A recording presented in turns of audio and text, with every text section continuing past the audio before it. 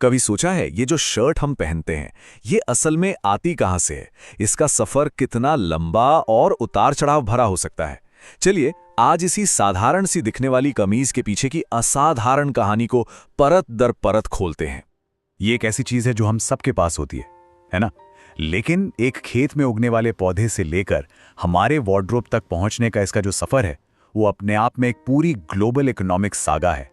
तो इस पूरी कहानी को समझने के लिए हम इस शर्ट के सफर को 4 हिस्सों में बांटेंगे। पहला कपास का खेत, फिर बुनकर का करघा, इसके बाद गारमेंट फैक्ट्री और आखिर में रिटेल स्टोर। तो चलिए कहानी की शुरुआत करते हैं बिल्कुल शुरू से।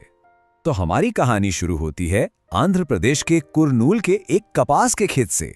और इस कहानी की एक अहम किरदार है एक छोटी किसान जिनका नाम है स्वप्ना। अब खेती शुरू करने के लिए भी तो पैसा चाहिए है ना? बीज, खाद, कीटनाशक, इन सब के लिए स्वप्ना को एक लोकल ट्रेडर से मतलब एक व्यापारी से 2500 रुपए का कर्ज लेना पड़ा, वो भी ऊंचे ब्याज पर। और ये सिर्फ स्वप्ना की कहानी नहीं है, ये तो भारत के लाखों छोटे किसानों की असली हकीकत है। लेकिन इस कर्ज के साथ एक पेच था, एक शर्त थी। शर्त ये कि स्वप्ना को अपनी सारी की सारी फसल उसी व्यापारी को बेचनी होगी जिससे उसने कर्ज लिया है। मतलब फसल उगने से पहले ही वो एक तरह के जाल में फंस चुकी थी। तो 4 महीने की कड़ी मेहनत दिन रात एक करने के बाद स्वप्ना के हाथ में क्या आया? सिर्फ 3000 रुपए, जबकि असल बाजार में उसकी कपास की कीमत कहीं कहीं ज्यादा थी। लेकिन वो व्यापारी भला ज्यादा दाम क्यों देता?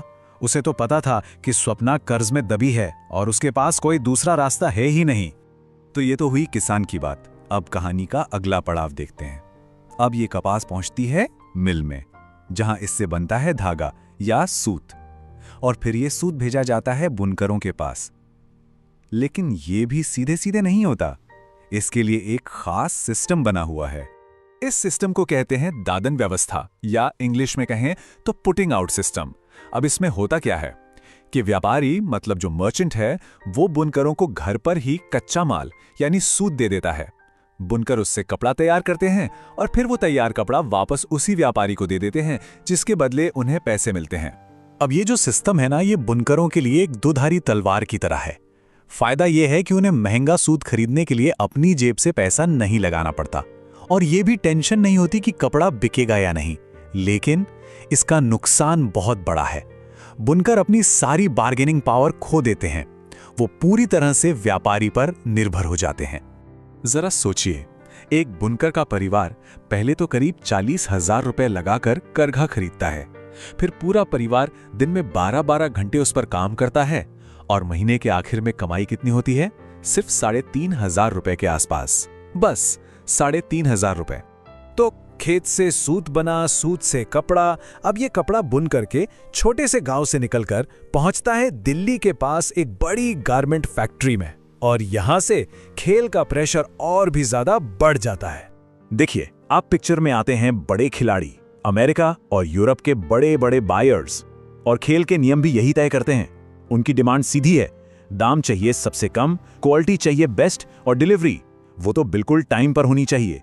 जरा सी भी ऊंच नीच हुई तो पूरा का पूरा शिपमेंट कैंसिल हो सकता है।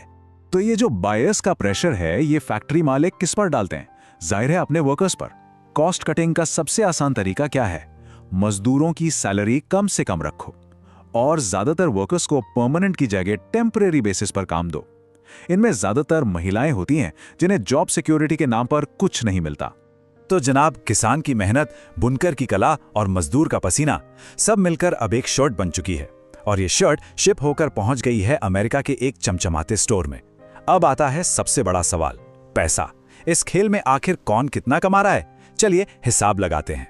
तो स्टोर के रैक पे इस शर्ट का प्राइस टैग है $26, इंडियन रुपये में हुए करीब 1800 रुपए। लेकिन इन 1800 रुपए का बंटवारा होता कैसे है? किसको मिलता है कितना हिस्सा? अब जरा इस बंटवारे को देखिए, यह सच में चौंकाने वाला है। जो यूएस का बिजनेस है, जो रिटेलर है, वो हर शर्ट पर सीधा सीधा 50% का प्रॉफिट कमाता है। मतलब 900 रुपए तो सीधे उसकी जेब में। और जो शर्ट भारत से खरीदी गई थी, उसकी कीमत इस टोटल प्राइस का सिर्फ 17% है। सिर्फ 17%। चलिए, अब उस 17% यानी करीब 300 रुपए को जूम करके देखते हैं जो भारत में एक्सपोर्टर को मिले। इस एक्सपोर्टर ने शर्ट 300 रुपए में बेची, लेकिन जिन मजदूरों ने इसे बनाया उनके हिस्से में कितना आया?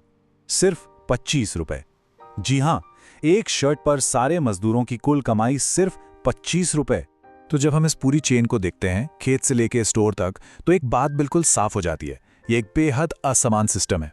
ये मार्केट का खेल उन्हीं के हक में है जिनके पास पावर और पैसा है, मतलब बड़े व्यापारी, एक्सपोर्टर्स और विदेशी रिटेलर्स।